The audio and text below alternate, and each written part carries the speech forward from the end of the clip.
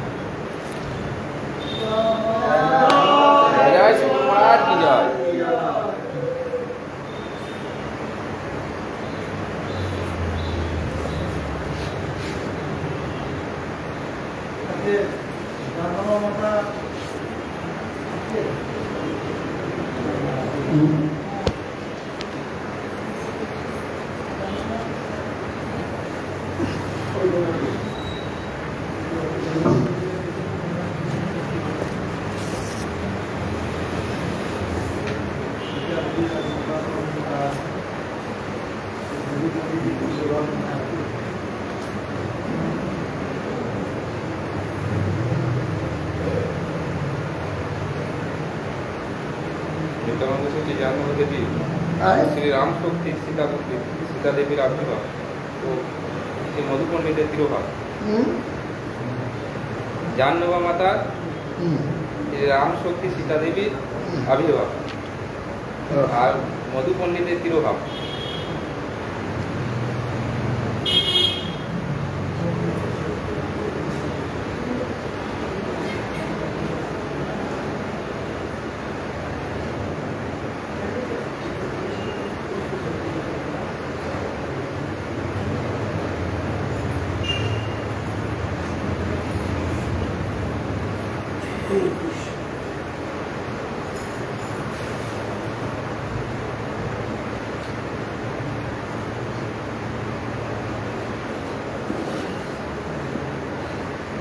তবু আমরা বুঝতে অসুবিধা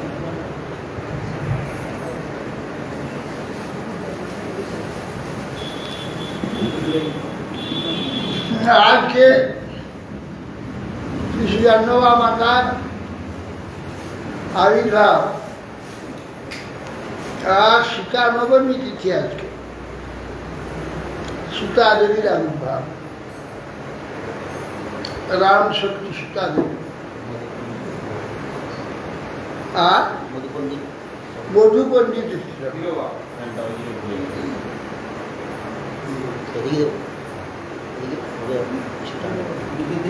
আরে একদম পাঠিয়ে দেন নাকি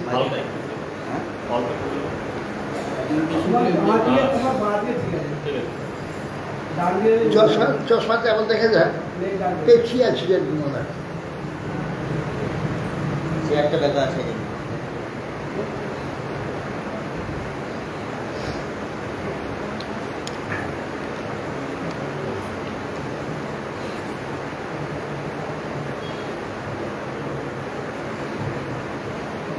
গৌরীদাস পণ্ডিত সূর্যদাস সরখেল এরা দু ভাই ছিল। সূর্যদাসের দুই কন্যা জাহ্নবা এবং বসুধা। নিত্যানন্দ প্রভুর কে নিত্যানন্দ শক্তি জাহ্নবা বসুধা এরাই রেবতী এবং বারুণীর অবতার। বলরাম শক্তি রেবতী এবং বারুণী।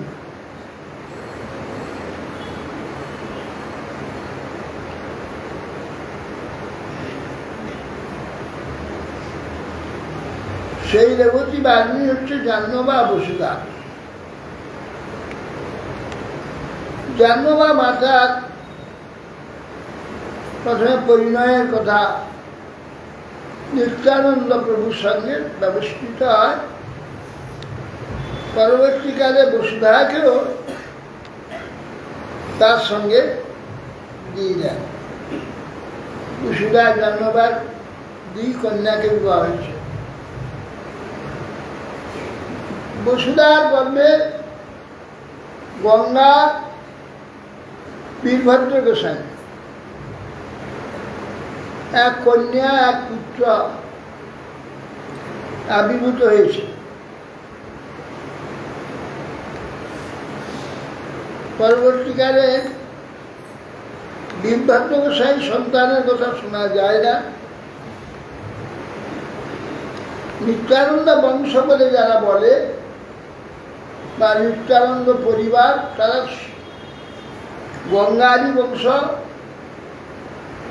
কিংবা বীরভদ্র গোসাই শিষ্যেরই পরম্পরাকে নিত্যানন্দ পরিবার বলে।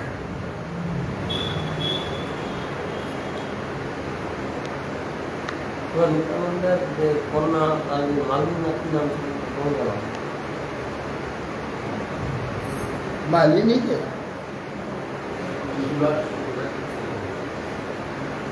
মালিনী তো শিখেছে দাসপতি মালিনী। গঙ্গা আর হচ্ছে বীরভদ্র দুই ছেলে।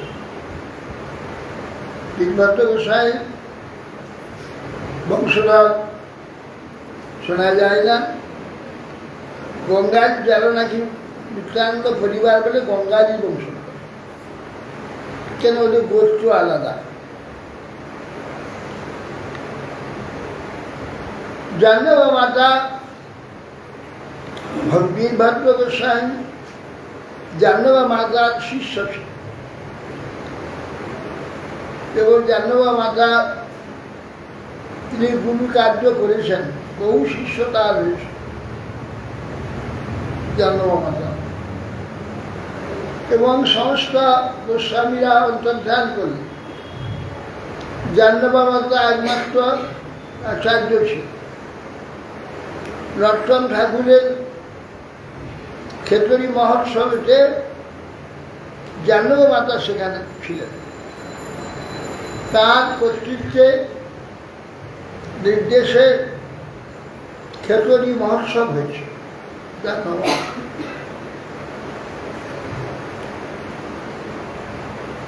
আর আজকে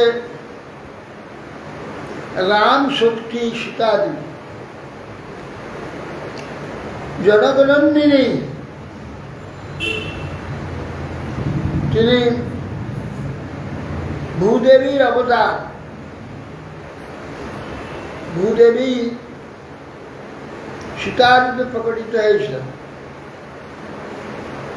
জনকের যজ্ঞভূমি কর্ষণের জন্য স্বর্ণ নাঙ্গলে কর্ষণ করছিলেন। সেই কর্ষণের সূক্ষ্ম ফালাগ্রে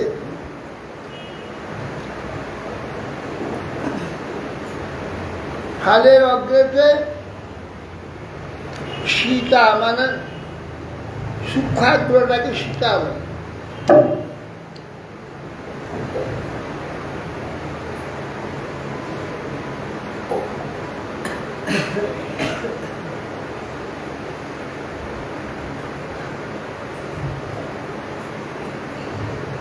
এই জন্য নিশীতা বলে। সীতা মানে খুব সূক্ষ্মাগ্রকে নিশীতা, নিশীতা দূরত্ব। এই জন্য সীতা অগ্রভাগে উঠেছিল বলে স্বর্ণ লাঙ্গলের ফালে। এই জন্যে জানকীর নাম সীতা হয়েছে। সীতা দেবী অবলম্বন করে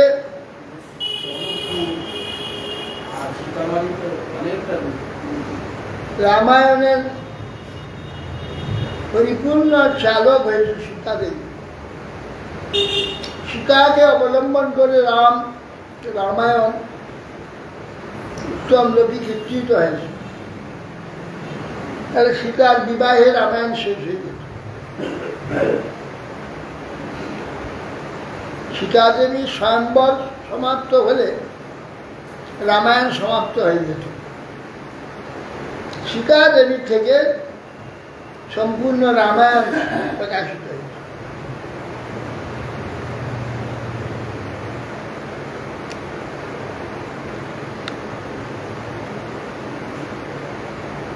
হরধনু পরশুরাম রক্ষা করে গেছিলেন জনগণন্দিনী। সেই হরধনু লোহার ধনুক ছিল, খুব ভারী। বহু লোক ধরে তাকে তুলতে হইত। শ্রীরামচন্দ্র অবলীলাক্রমে তাকে তুলে প্রতিজ্ঞা সেই লৌহ ধনুকে যে আরোপণ করতে হবে, যে আরোপণ করবে সেই সীতাকে বিবাহ। ধনুকে তুলে যে আরাম তো ধনু তুলতেই পারেনি। রামচন্দ্র অবলীলা বাম হাতে ধনুটাকে তুলে নিয়ে টেনে যে আরোপণ করতে গিয়ে করে টেনেছেন আর দুখানা দিয়েছে। ভয়ানক শব্দতে ভেঙে গেছে। ভাঙবার জন্য করেন, যে আরোপণ করে সেকে টেনে ছাড়তে হয়, সেইটা করেছিলেন, তাতেই ভেঙে গেছে। দানের জন্য পরশুরাম এসে ভয়ানক গর্জন করেছে। শিবের ধর্ম তাকে ভেঙে দিয়েছে, মহা অপমান, মহা অন্যায়, এই বলে ভীষণ বিরক্তি হয়েছে। শেষকালে রামচন্দ্রের প্রতাপে পরশুরাম স্তব্ধ হয়ে গেছে। সেই সীতা দেবীকে অবলম্বন করে রামায়ণ করেছে।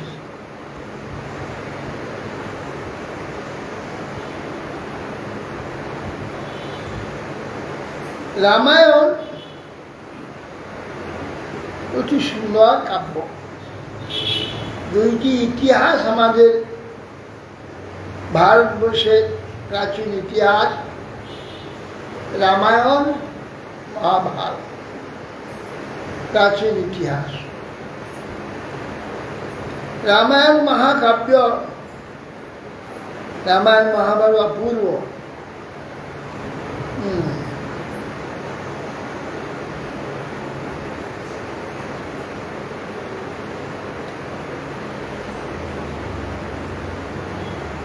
সীতা দেবী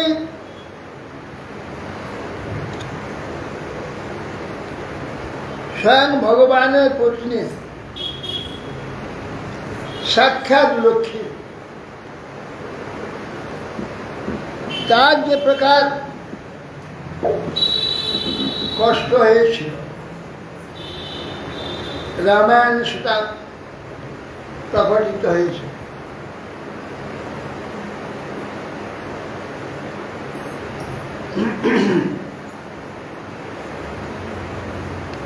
অন্য স্ত্রীগণের কি হবে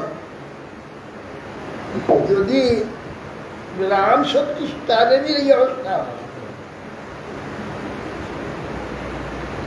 রাম সত্যি সীতা দেবীর যদি এই অবস্থা হয়, এগিয়ে আসুন সবই আসুন।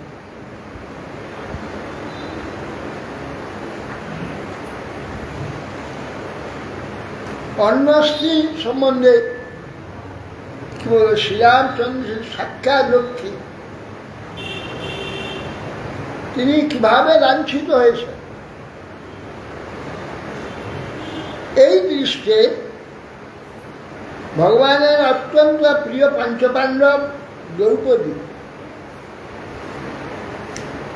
স্বয়ং ভগবত অবতার শ্রীরামচন্দ্রের পত্নী সাক্ষাৎ লক্ষ্মী সীতা দেবী, এদের যে এই লাঞ্ছনা, কি প্রকার তারা দুঃখিত এবং কষ্টপ্রাপ্ত হয়েছে, জগতের ব্যক্তিগণ সেই দৃষ্টে যে সব স্ত্রীগণ তারা ধৈর্য ধারণ করবেন। এই সংসারে থাকতে গেলে কি পুরুষ কি স্ত্রী প্রত্যেকে কি ধৈর্য ধারণ করলে একদিন আকাঙ্ক্ষিত যে বস্তু তো অবশ্য প্রাপ্ত হয়।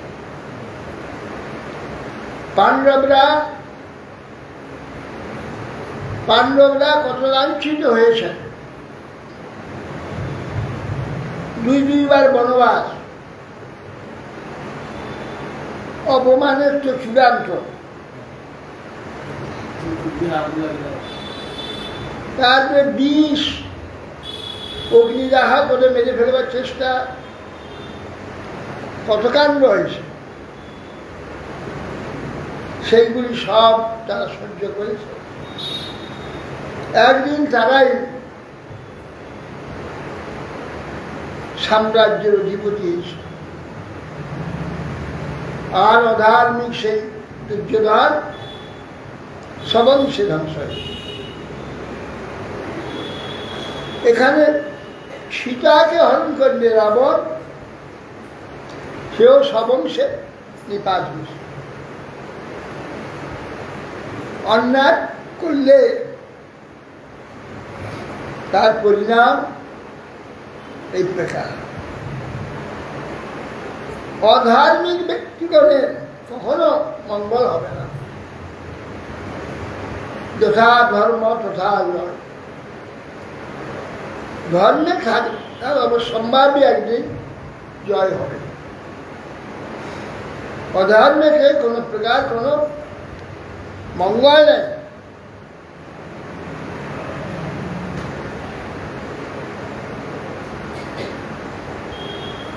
ধর্মই একমাত্র সমাজকে ধরে রাখবে। ধারণার ধর্মবিদ্যায় ধর্মেণ বিধৃতা প্রজা যস্মাৎ ধারয়তে সর্বং ত্রৈলোক্য সচরাচর। ধারণার ধর্ম যা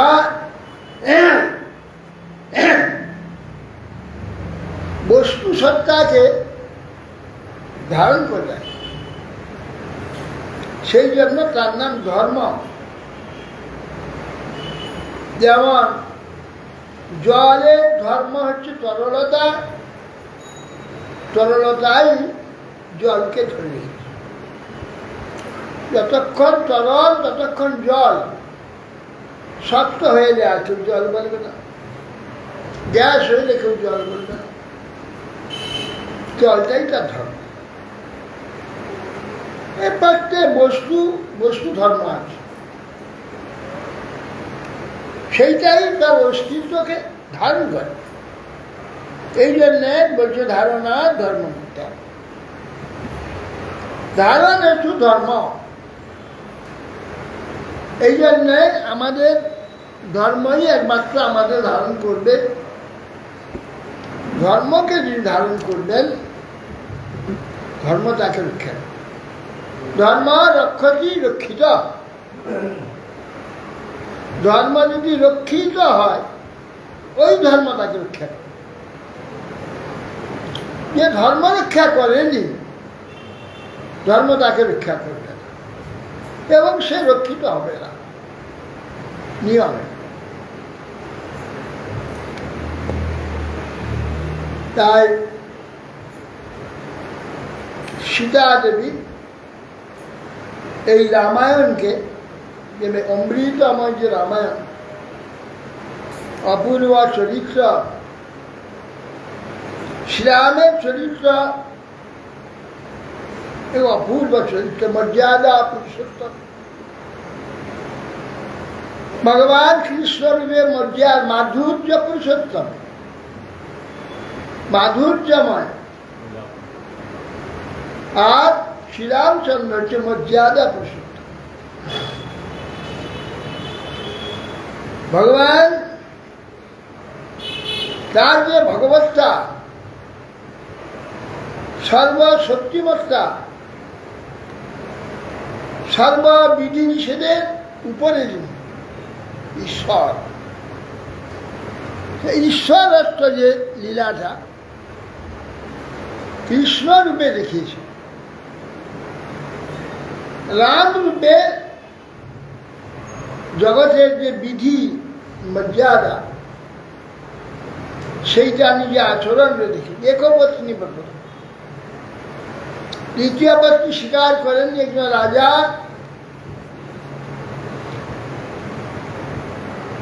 তিনি 13,000 বছর জগতে ছিলেন, তপস্বী রূপে ছিলেন। এক পত্নী সীতা দেবী পাতাল প্রবেশ করলে, দ্বিতীয় আবার বিবাহ করেননি।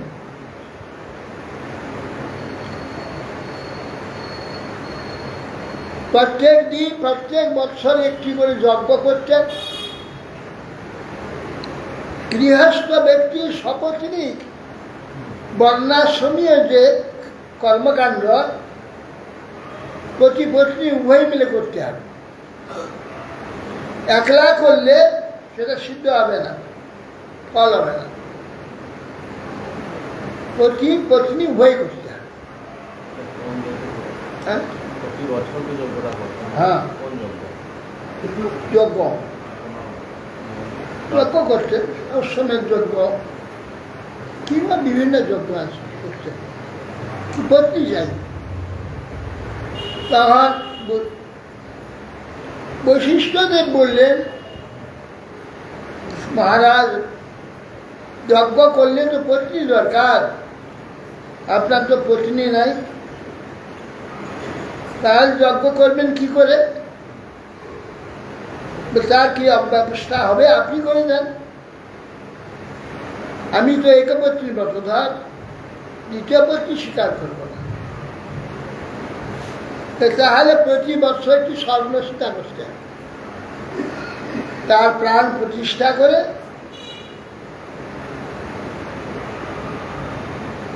তাকে নিয়ে আপনি যজ্ঞ করবেন। এই জন্যে 11,000 স্বর্ণসীতা ছিল।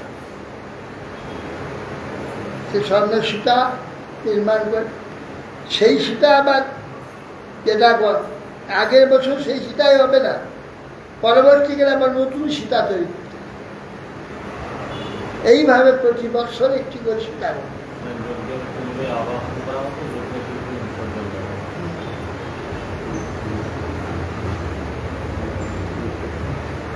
সেই সীতা দেবী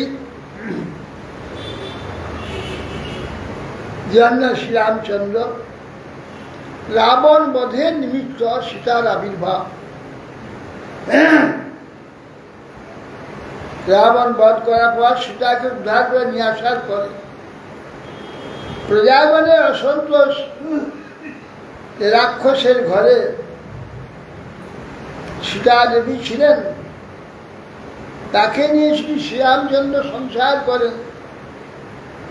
তার জগতে একটা বিড়ম্বনার সৃষ্টি হবে, কুসংস্কার। প্রত্যেকে এরকম কুলোটা কিংবা কোনো দুষ্টা স্ত্রীকে নিয়ে সংসার করে ব্যভিচার সৃষ্টি হবে, সমাজ ব্যভিচারগ্রস্ত হবে। এই চিন্তা করে রামচন্দ্র সীতাকে বনবাস দিয়েছে।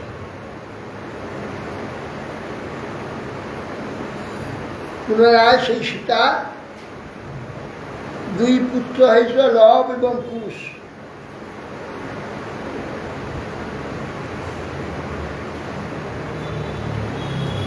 সীতাকে পুনরায় বাল্মীকির অনুরোধে, সীতা সম্পূর্ণ নির্দোষ, পরম সতী,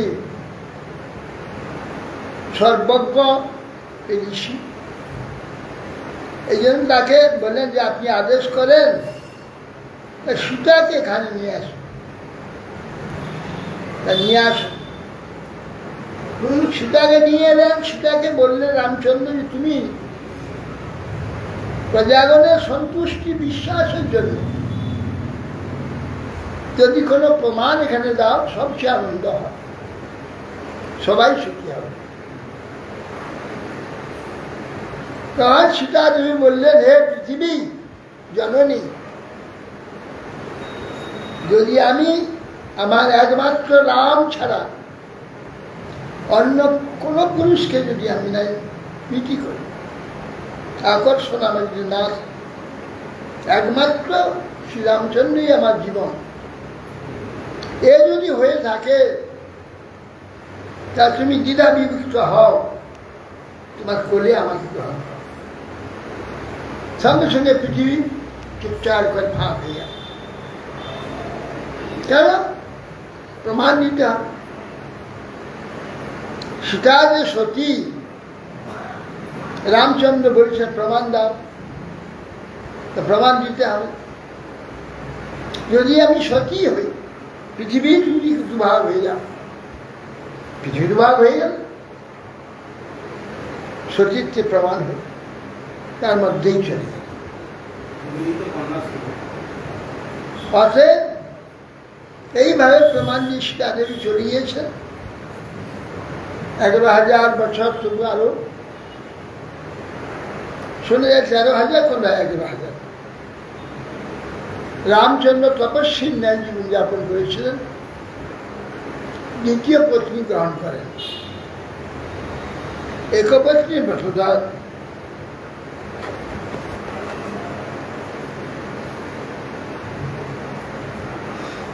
সেই রামচন্দ্রের পত্নী সীতা দেবী জনগণন্দিনী তিনি আবির্ভূত হয়েছিলেন আজকে এই তিথিতে। আজকে এই তিথির নাম সীতা নবমী।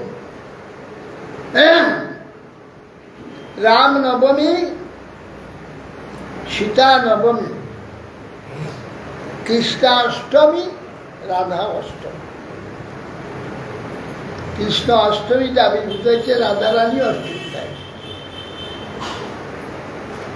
শ্রীরামচন্দ্র নবমীতে আবির্ভূত হয়েছিলেন,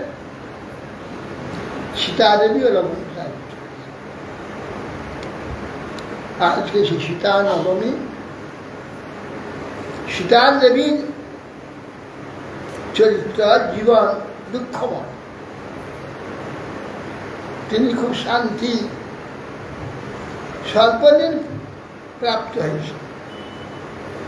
বিচ্ছেদ বিরহ দুঃখের দিন মনে করছে। যাই হোক, শ্রীরাম কৃষ্ণা জাহ্নবা মাতা প্রসন্ন হয়ে আমাদের প্রতি কৃপা দৃষ্টিপাত করুন। আপনাদের আদর্শ এবং ত্যাগ তিতিক্ষা এই যেন আমরা সেই আদর্শ অনুপ্রাণিত হয়ে আমরা ভগবত পারব্রহ্মের জীবন উৎসর্গিত করে ভগবানের সেবা জন্ম জন্ম যেন প্রাপ্ত হয়।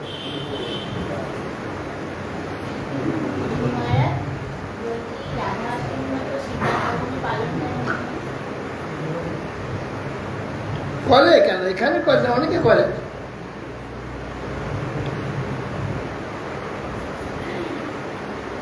উত্তরপ্রদেশে প্রচুর। আমার এখানে রাধাকৃষ্ণের এটাই বেশি বাংলায়। উত্তরপ্রদেশ হইতে সীতা, রাম সীতা এটাই বেশি। উপবাস হাতে ওখানে সদস্য আছে, সদস্য। আর নেপালে সীতামারি, জনকপুরীতে নেপালের বর্ডার, সীতামারিও তার গায়ে, মানে একটাই জায়গা, দুভাগ হয়ে গেছে। যায় সীতামারি কি আমি জানি কি নামটা কেন।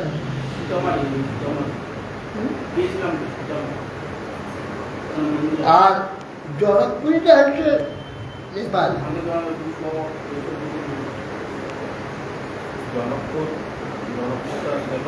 হ্যাঁ, বিহারে।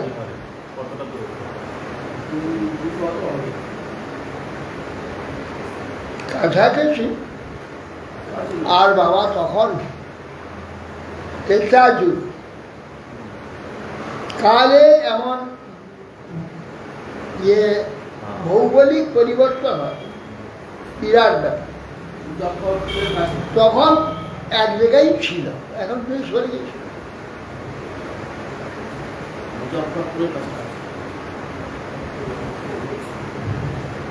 আর আজকে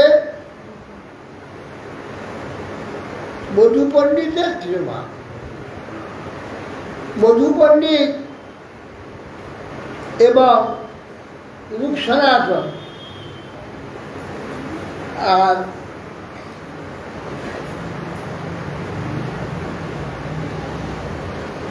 আর দুইজন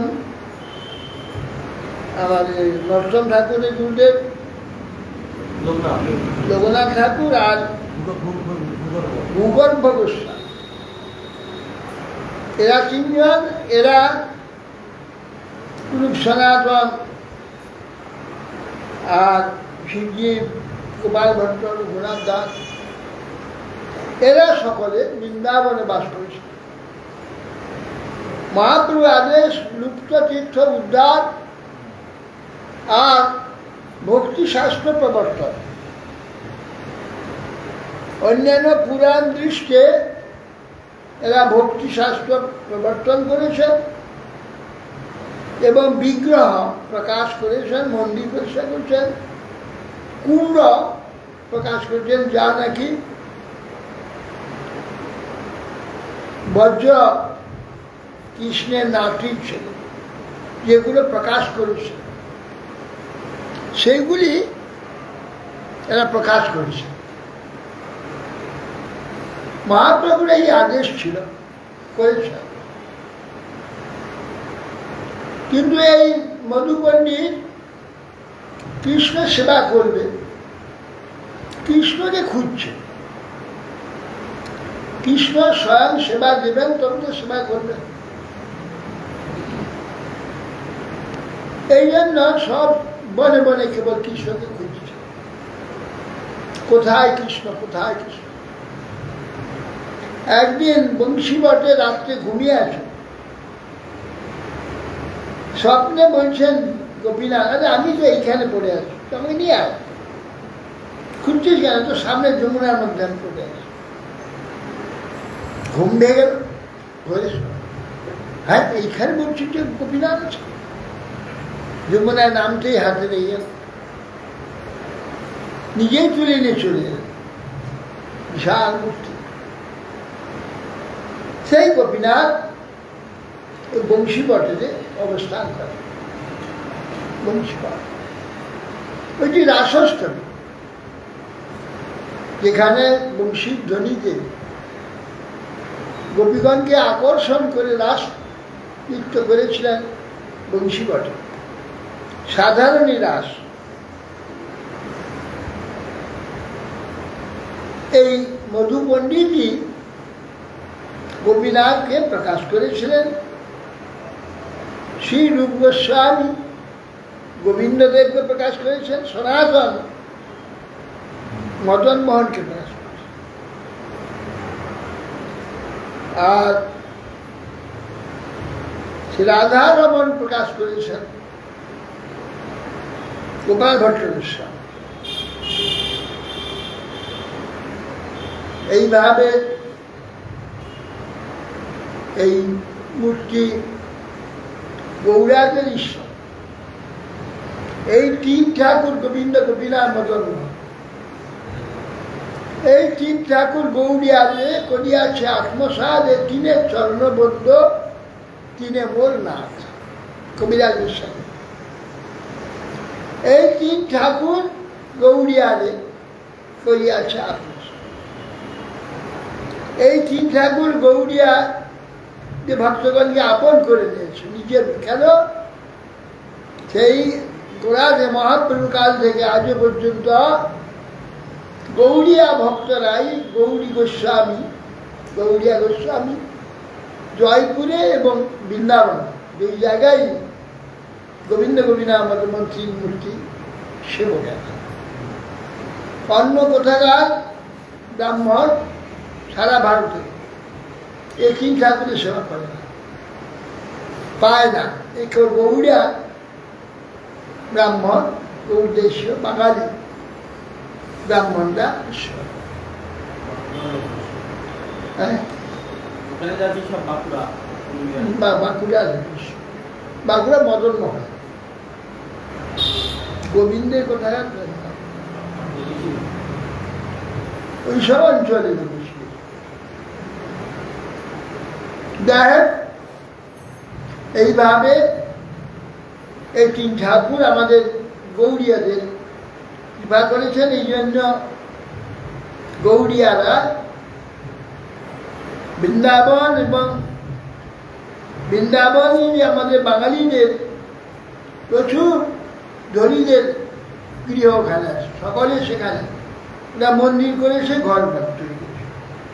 বড় জমিদার রাজা সারা বৃন্দাবনে অনেক মন্দির এবং বিহারী সম্পর্ক প্রকাশ করেছে।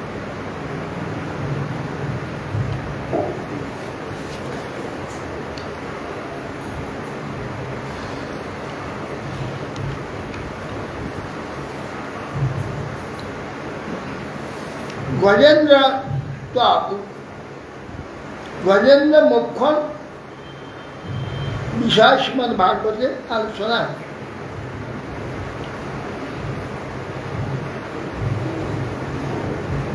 গজপতি একজন গজেন্দ্র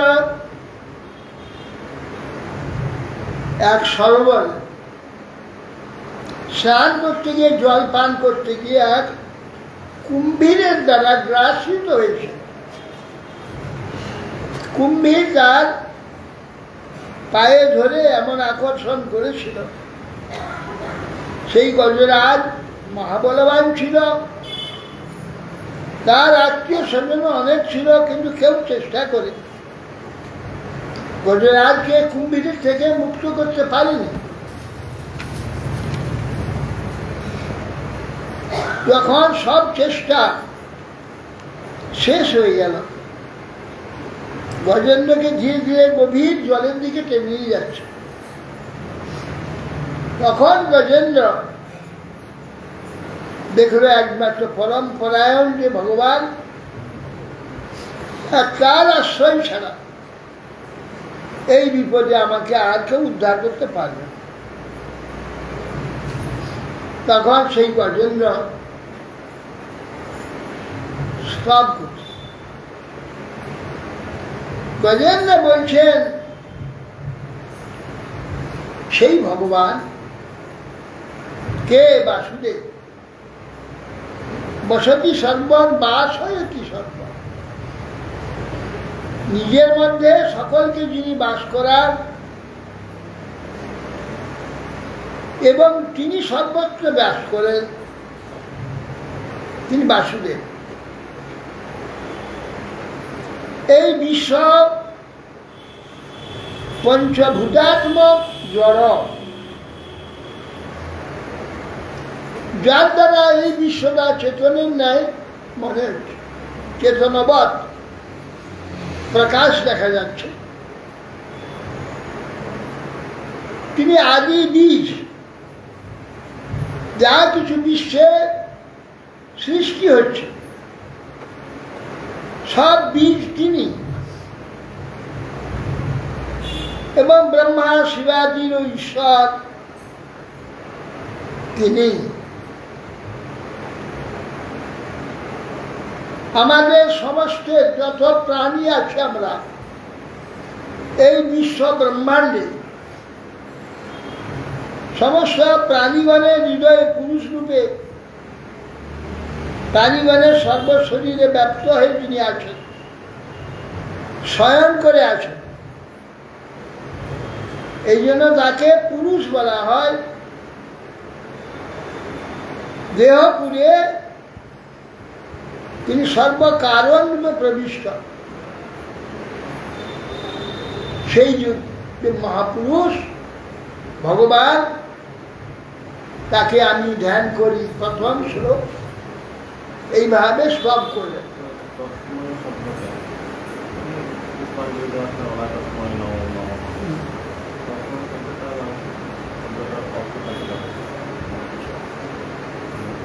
তস্মৈ, তার উদ্দেশ্য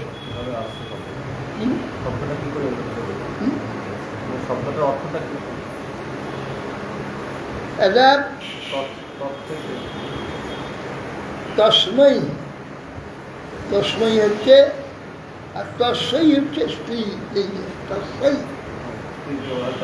তস্যই হবে, এটা তস্মৈ, তস্মৈ বলে তাকেই আমি সমর্পণ করছি। এটা পরের সেই পদ, তস্মৈ তন্নিমিত্ত, তৎ থেকে তস্মৈ, অস্ম তস্ম, তৎ থেকে তৎ, তিনি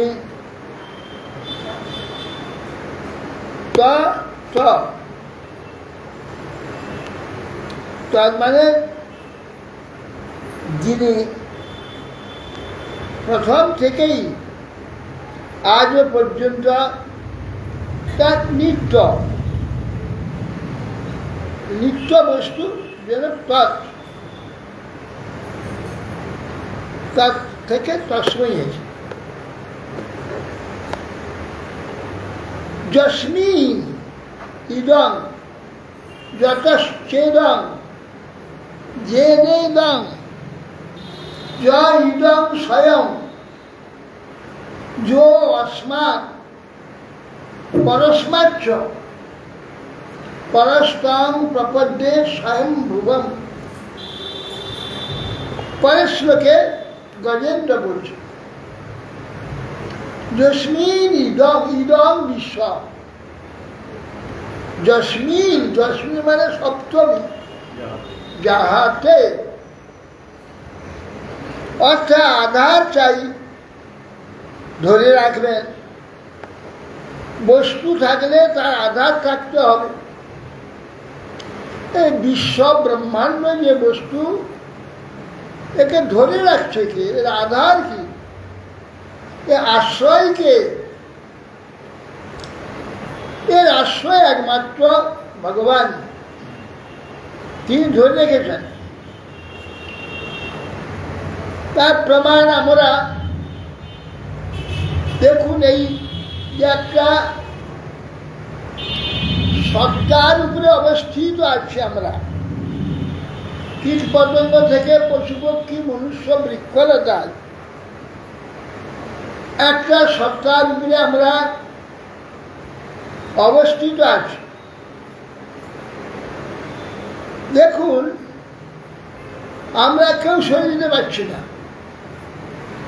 কোথাও শূন্য, চারদিক শূন্য, যেতে পারছে, উড়ে নিয়ে যাচ্ছে, নিয়ে যেতে পারছে না। এই জন্যে তিনি টেনে রেখে দিয়েছেন। এখন রাত্রি আমাদের মাথার উপর মাটি নিচের দিকে আসে, পাগুলো উপর দিকে। গোটা বিশ্বটা, এই পাশটা যেটা রাত্রি অংশটা, নিচে হয়ে গেছে, আর দিনে উপরে চলে গেছে সেটা, আমরা নিচে চলে এসেছি। এখন আমাদের মাথায় ঘর বাড়ি বৃক্ষলতা সব নিচে দিকে কি করে আছে, একটা তুলা উড়ে যাবে না, সবকে ধরে রেখে দিয়েছে। যস্মিন ইদং, যাহাতে আধার, আধার একে আধার বলে, যে ধরে রাখে, আশ্রয়। গজেন্দ্র বলছেন আর যস্মিন ইদং, যস্মিন যিনি আধার, সর্বাধার,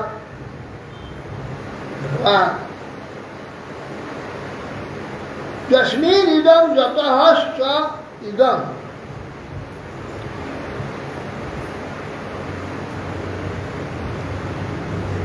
যাহাতে আছে অধিষ্ঠান।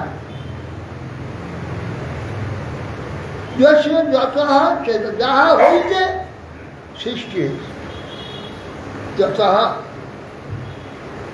যাহার কে আছে, যা হইতে প্রকাশ হয়েছে।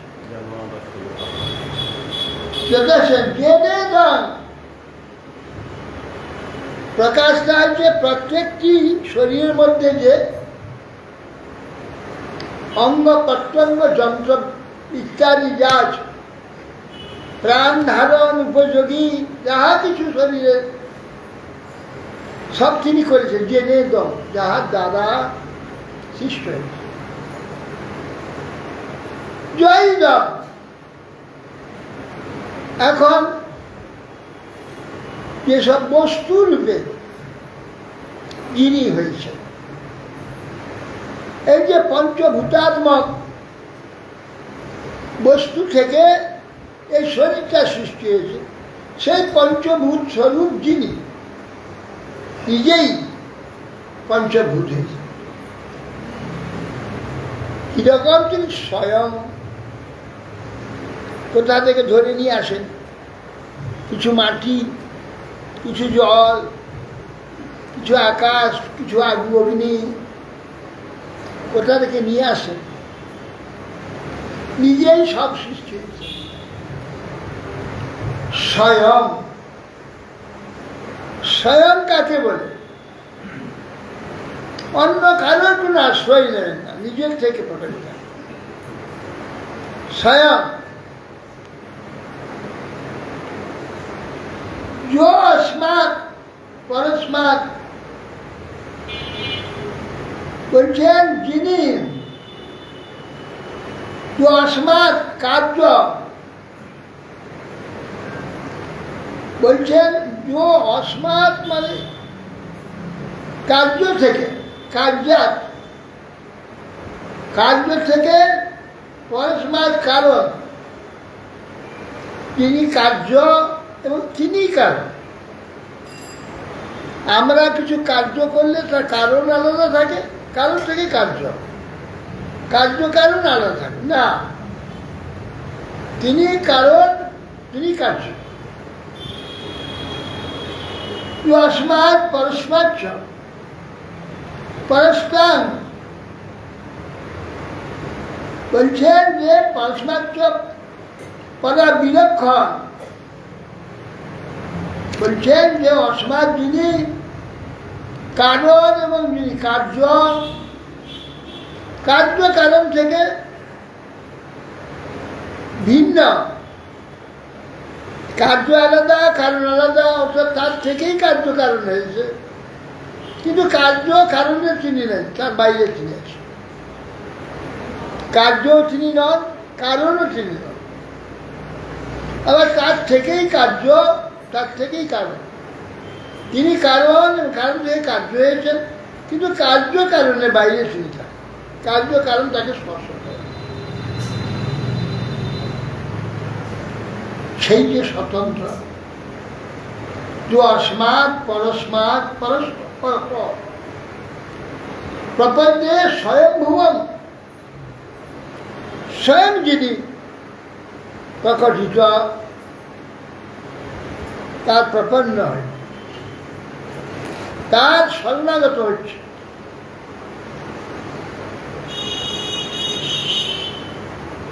যৎসাত্মনিদং নিজ মায়য়া অর্পিতং কচিৎ বিভাতং কচ তত্তিরোহিতং অবিদ্যদীক্ষাক্ষুভয়ং তদীক্ষতে স আত্মমূলবতুমাং পরাৎপরং। বলছেন যৎসাত্মনং ইদং নিজমায় অর্পিত,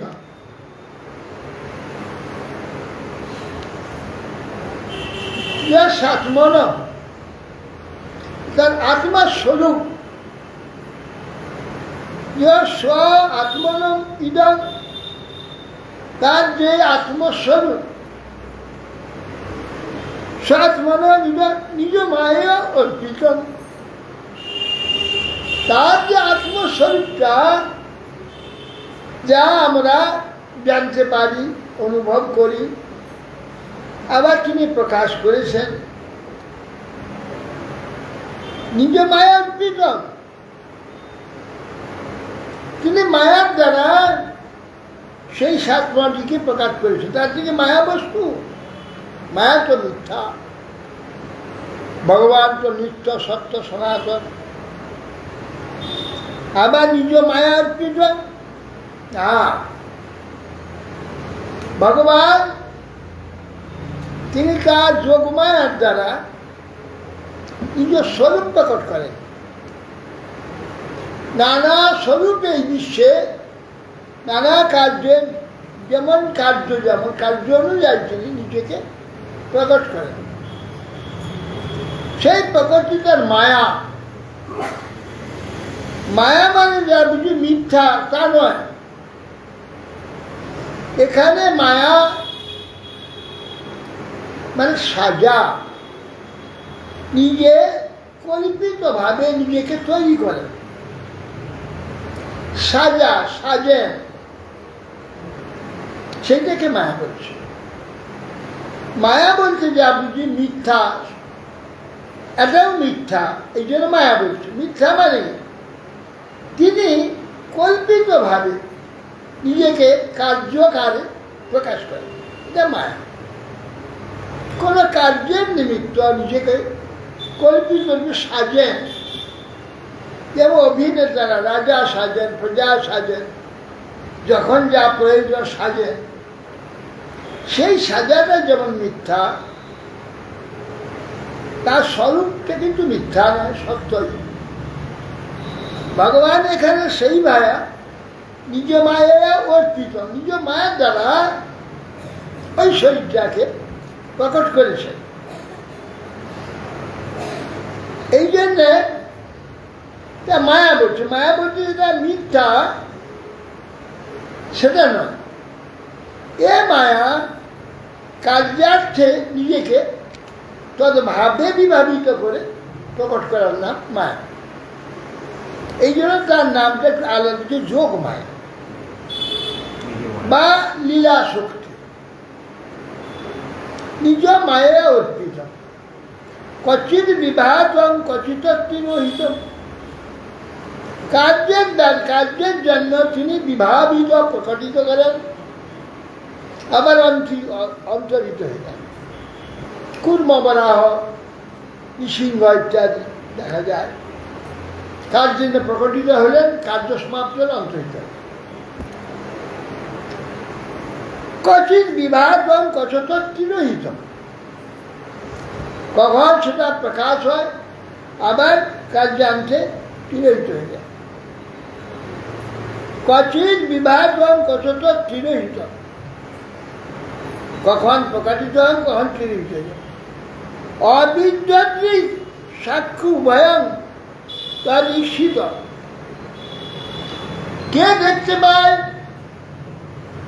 অবিদ্যদৃক, যাদের দর্শনটা বিদ্ধ হয়। কি বিদ্ধ হয়নি? মায়া বিদ্ধ হয়নি।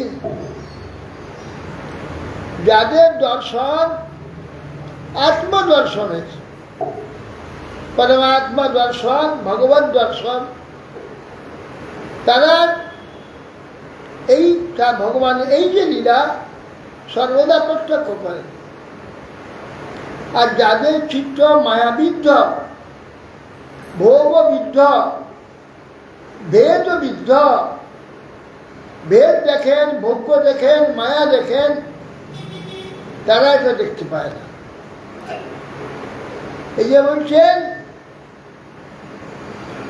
অবিদ্যদিক, যার দর্শনে মায়াবিদ্ধ নেই।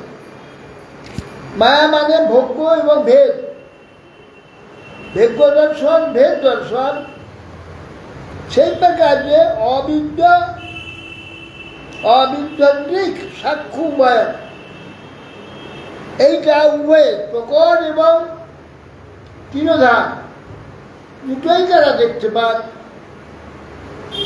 অবিদ্যদিক সাক্ষী উভয়ম তদিদিশ, উভয় সাক্ষী থাকে, সে উভয় দেখতে পায়। স্ব আত্মমূল অবতুমান পদার্থ, স্ব আত্মমূল, যত আমরা আত্মা এই বিশ্ব ব্রহ্মাণ্ডে যত আত্মা এখানে প্রকটিত হয়েছেন, যা কিছু তার মূল সেই ভগবান। মূল ভগবান নিজেই গীতাতে বলেছেন, আমি সকলের মূল।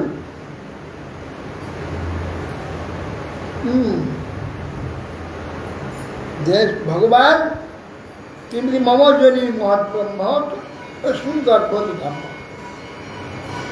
আমি মহৎ ব্রহ্ম প্রকৃতিতে কর্মদান করি। মহৎ ব্রহ্ম প্রকৃতিতে সব যা সৃষ্টি হয়, আমি তার বীজদাতা বলছে। এই জন্য আত্মমূল, সমস্ত আত্মা যত আছে তার মূল হচ্ছেন ভগবান। অবর্তমান পরাৎপর, পরাৎ যাবতীয় পর শ্রেষ্ঠ।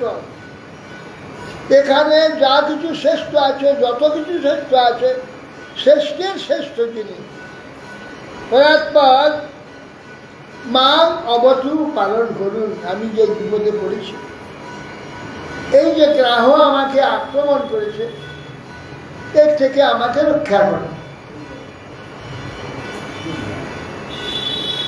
কালেন পঞ্চ মিতেষু কৃষ্ণ লোকেষু পালেষু সর্বহেতুষু স্তমস্তাদাসি গহনং গভীরং রাষ্ট্রস্য পারে বিবিরাজিত বিভূ। তাহলে কি বলছেন? কালেন পঞ্চত্বম ইতেষু কৃষ্ণ। কাল প্রভাবে অর্থাৎ ব্রহ্মার একদিন সমাপ্ত হলে 14 মন্বন্তর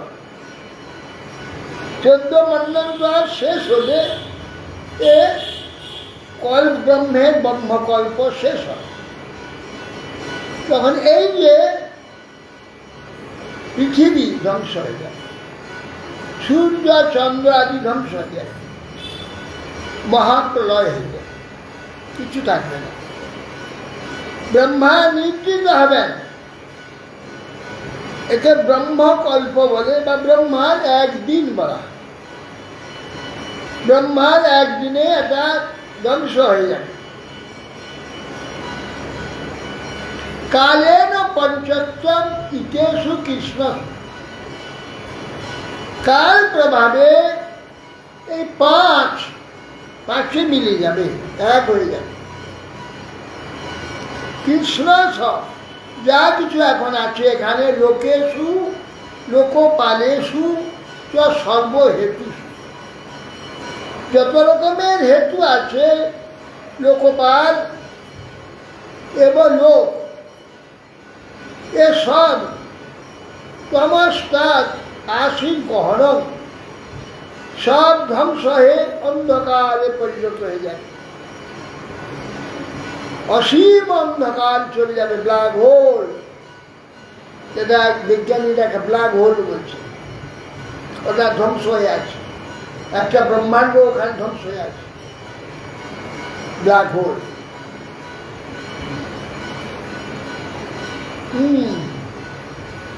সমস্ত আশীর গহন গভীর গভীর অন্ধকার।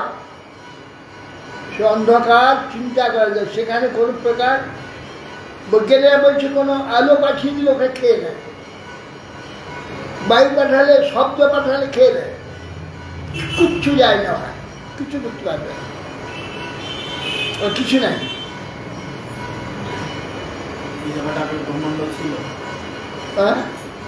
হ্যাঁ, বোমা নষ্ট হয়ে গেছে।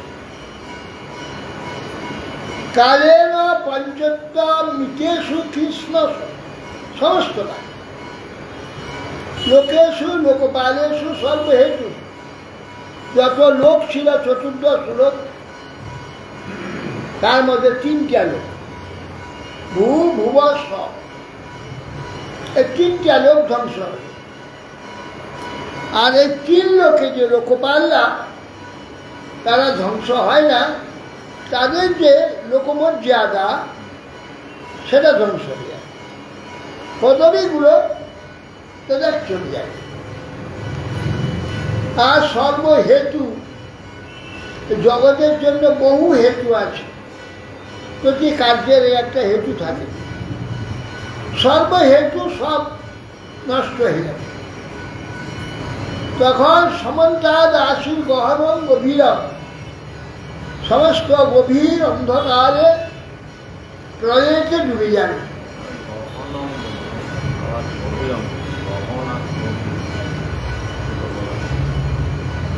গহন হচ্ছে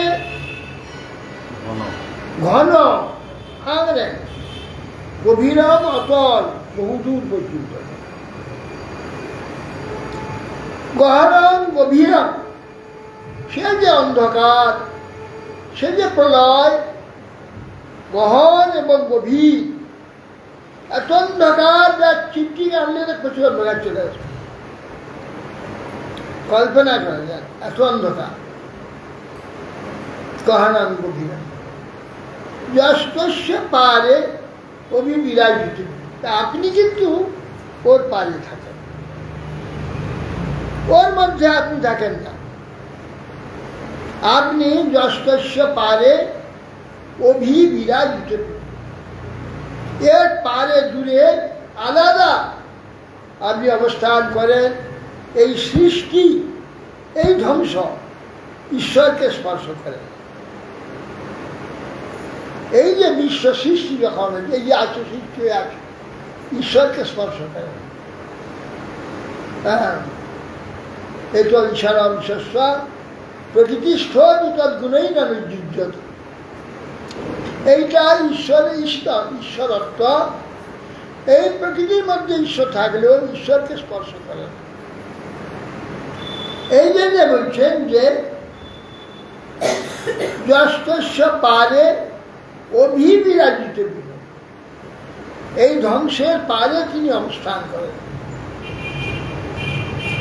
ন যস্য দেবা বিষয় পদবিদু জন্তু পুনঃ কর্হতি কন্তিবীরিতুম যথা নটস্যাকৃতিবির্বিচেষ্টতো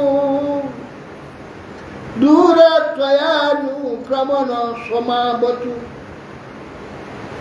ন যস্য দেবা বিষয় পদবিদু,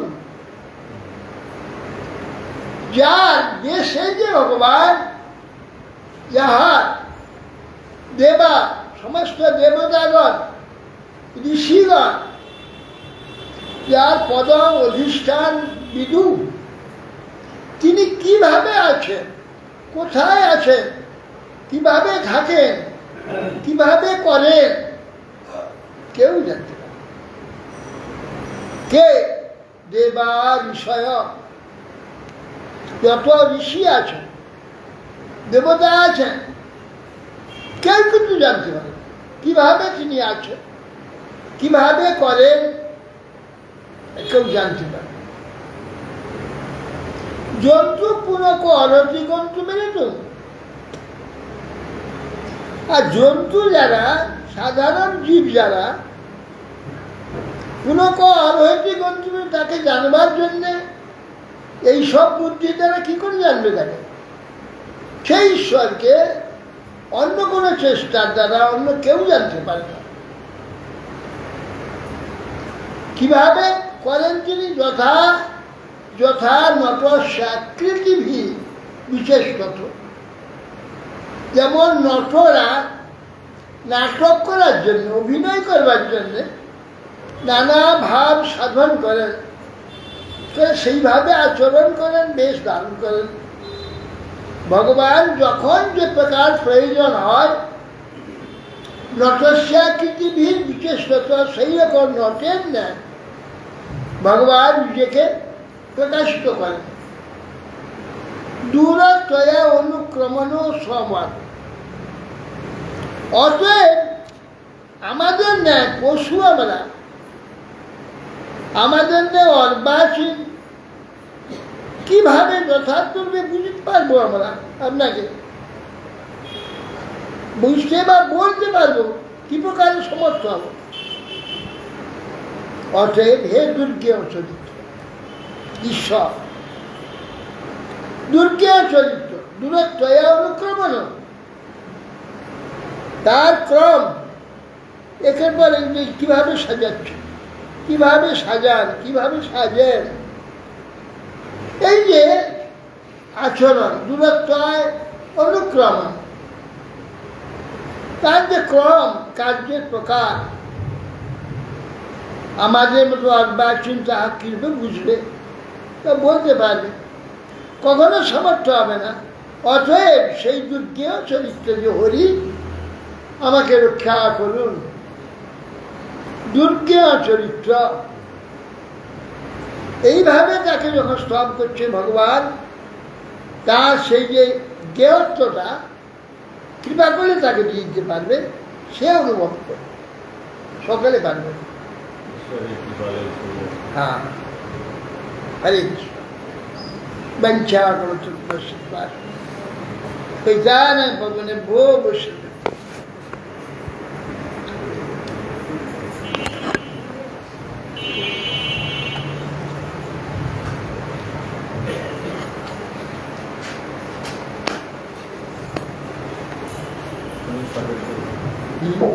বা তুমি সর্বেশ্বর সব বা হরিয়ে আলম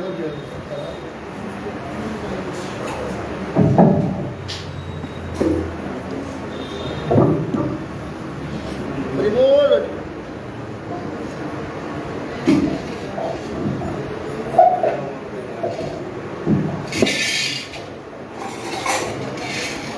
হরি হে দয়ালো মোর, জয় রাধা হরি হে দয়ালো মোর, জয় রাধা বারে বারে লহরি জোঠা বারে বারে